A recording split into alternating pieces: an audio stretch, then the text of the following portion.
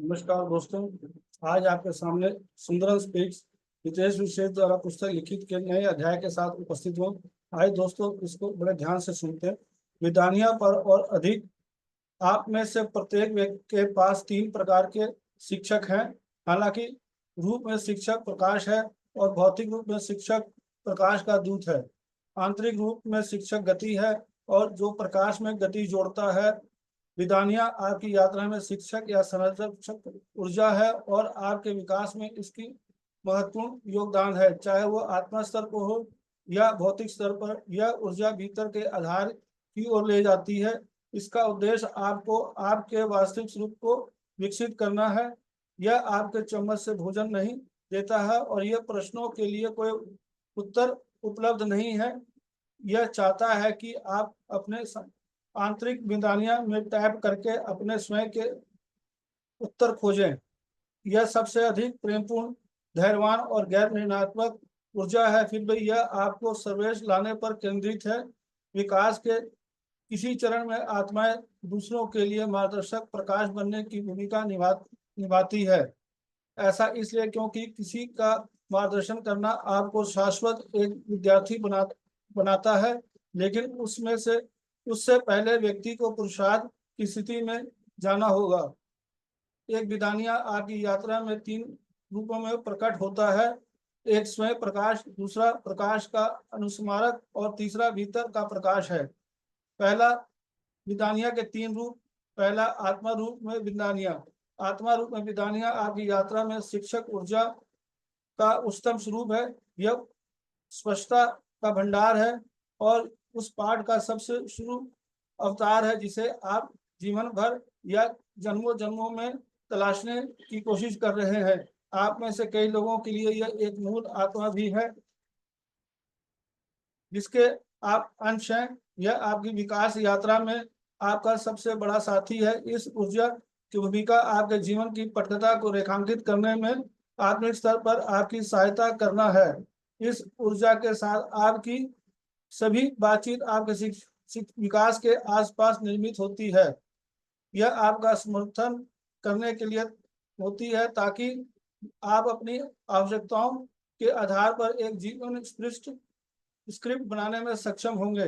जब आप भौतिक स्तर पर होते हैं तो यह विधानिया दी है जिसका आपके साथ सबसे गहरा संबंध है। यह लगातार आप पर नजर रखता है ताकि आप पृथ्वी पर अपने जीवन की सर्वोत्तम बनाने में सक्षम हो सके।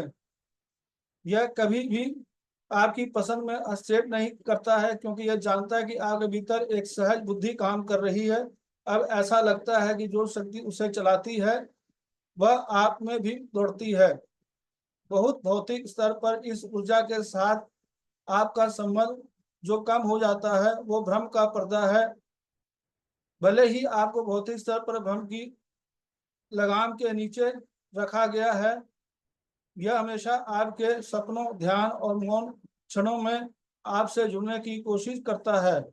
आपको बस इस शक्ति के साथ अपने संबंध को फिर से जागृत करने की इच्छा की आवश्यकता है। यह परम ब्रह्म स्वरूप है, वह संबंध जो आपको आपके ब्रह्मांडीय स्व की स्पष्टता प्रदान करेगा।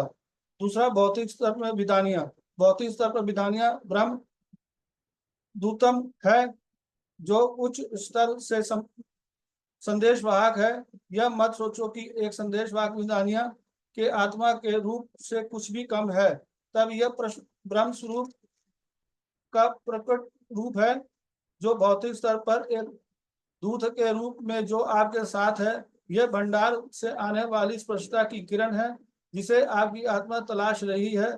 इसकी शक्ति को अनलॉक करें। भौतिक रूप में विधानिया की भूमिका आपके और आप आत्मा के बीच एक संबंध स्थापित करना है। यह वह है जो आपके आत्म स्वरूप, आपकी आत्मा को ब्रह्म स्वरूप से जोड़ता है। भौतिक रूप में विधानिया का काम आपको अपने जीवन के संसाधनों की तलाश किए बिना अपनी शक्ति में खड़े होने की मदद करना है। वह आपको याद दिलाता है कि आपको संदेश देने या मार्गदर्शन करने के लिए किसी विकसित व्यक्ति की आवश्यकता है।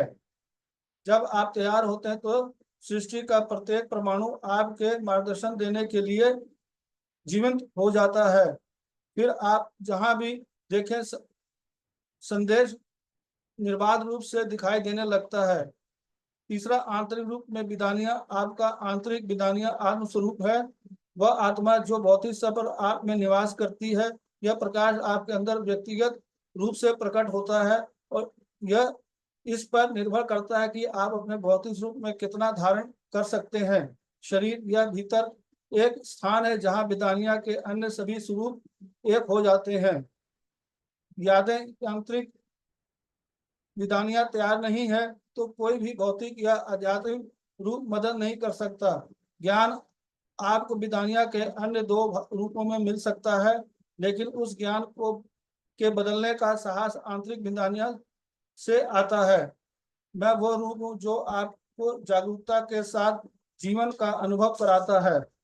विदानिया का ये सभी रूप एक साथ मिलकर काम करते हैं। यदि भौतिक विदानिया प्रकाश में गति जोड़ता है, यह भीतर के प्रकाश को गति देता है। गति के बिना प्रकाश ठहराव है और प्रकाश को के बिना गति अज्ञान है और प्रकाश के बिना गति अज्ञान है। केवल तभी वह आपकी गति प्रकाश से विवाह करती है। विदानिया ऊर्जा को मान्यता दी जाती है। विदानिया ऊर्जा का आंदोलन, एक आत्मा जो ऋण और संतुलन के चरण को पार कर पुरुषार्थ के क्षेत्र में प्रवेश करती है, यह एक शिक्षक ऊर्जा बन जाती है। यात्रा यहाँ नहीं रुकती, तभी एक आत्मा सामूहिक चेतना को बढ़ाने के लिए स्वयं को प्रस्तुत करती है। फिर यह दूसरों को उनकी जीवन यात्रा में सहायता करता है, चाहे वह पृथ्वी पर हो या आत्मा स्तर पर। पहला, जब पुरुषार्थ की संख्या 1,44,000 गुना तक हो जाती है तो आत्मा विदानिया बन जाती है।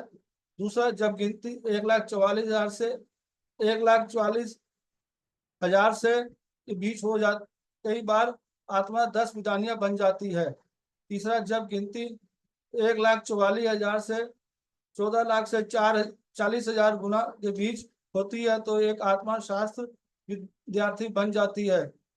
चौथा, जब गिनती 14,40,000 से लेके 14 लाख से 40,000 गुना के बीच होती है तो एक आत्मा ब्रह्म बन जाती है।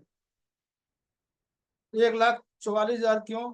क्योंकि 1,44,000 एक आत्मा की खोज के तरीकों के योग का प्रतिनिधित्व करता है। यदि मानव तंत्र की बात करें तो भौतिक शरीर के अंदर 72,000 ऊर्जा चैनल हैं। ऊर्जा इन चैनलों के माध्यम से दो तरीकों से आगे बढ़ सकती है, एक ऊपर से नीचे, दूसरा नीचे से ऊपर है। इससे अन्वेषण के कुल 1,44,000 यानी 72,000 गुना दो तरीके हो गए हैं। यह आत्मा की सर्वोच्च क्षमता है। यह ईश्वर तत्व को साकार करने की संख्या है।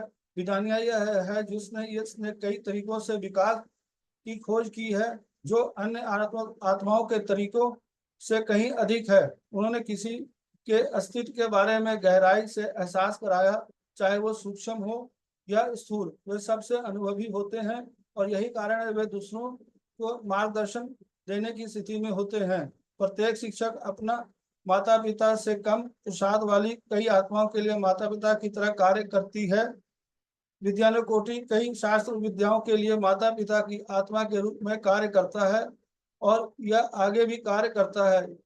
कई दास विदानिया आदि के लिए एक माता पिता की आत्मा, इसका उद्देश्य केवल अधिक पुरुषार्थ पैदा करने में उनका मार्गदर्शन करना है। आपका क्षेत्र संतुलन पर जीवित रहता है लेकिन यह पुरुषार्थ पर पनपता है। दोस्तों, यह अध्याय यहीं तक, फिर कल एक नए अध्याय के साथ आपके साथ उपस्थित होगा। धन्यवाद। Thank you.